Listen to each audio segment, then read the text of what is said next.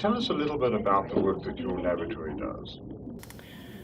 We're focused on the earliest phases of age-related macular degeneration, commonly referred to as AMD.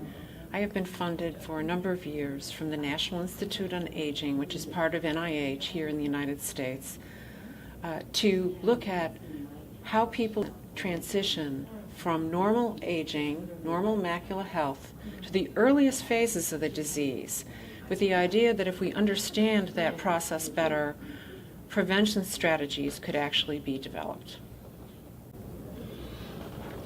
Tell us a little bit about the work that you presented at ARVO 2016.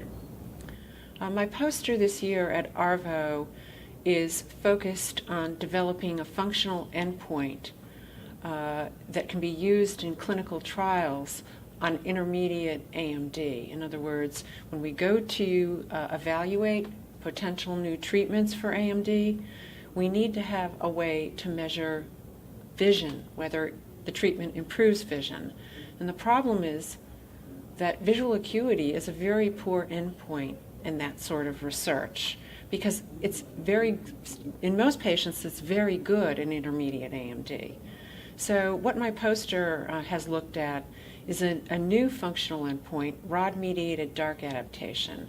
And what that refers to is the amount of time a person requires to adapt to darkness. And that's mediated by the rod photoreceptors, and the rod photoreceptors are cells in the retina on the back of the eye, which are among the earliest cells to die in AMD.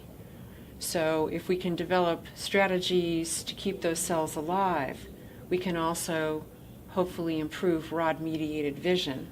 Therefore, that's why we focus on rod-mediated dark adaptation as an endpoint. Rod-mediated deterioration, what you're talking about, is that only seen? Is it a prognostic factor only in dry AMD? Or what other ocular conditions is it a prognostic factor for? Rod-mediated dark adaptation delays, slowed dark adaptation can be present in any number of conditions. It is a risk factor for early AMD. In other words, earlier this year we showed and published a study that found that if you look at a large number of older adults in normal eye health, normal macula, very healthy, and you measure their dark adaptation, you're going to find maybe 1 out of 4, 1 out of 3 have slowed dark adaptation that's abnormal. Those individuals 3 years later are 2 times more likely to have AMD. So dark adaptation delays are a risk factor for early AMD. Well, one thing we're very curious about is how the changes in dark adaptation, how changes in the functioning of the rod photoreceptors relate to structural changes in the retina.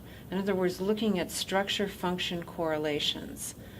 And we study structure using many different imaging modalities. However, SD-OCT is an imaging modality that gives beautiful images of the different layers of the retina.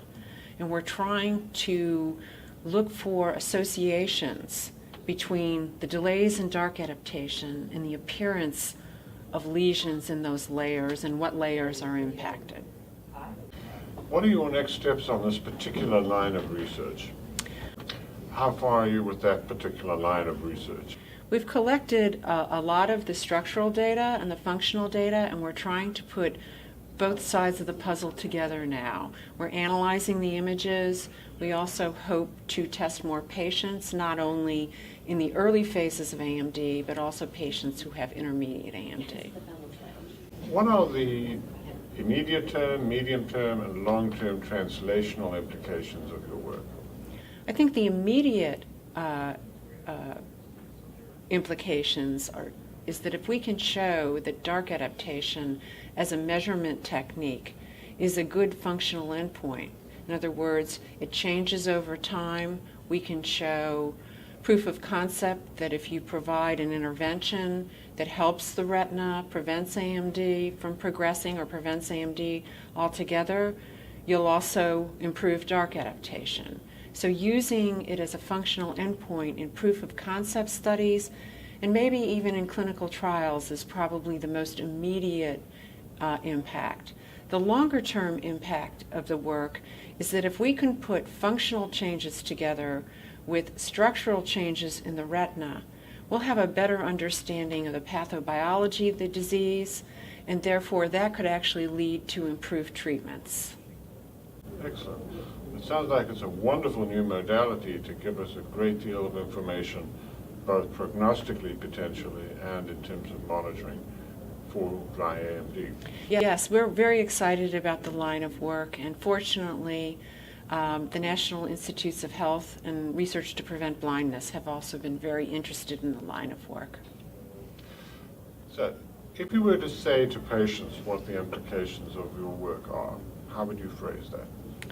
I would tell them that we've identified a visual symptom that, if they have it, it probably elevates their risk for early AMD. But the good news is that this measurement technique can be used to evaluate treatments to prevent early AMD. Professor, thank you so much for that beautiful exposition. You're welcome.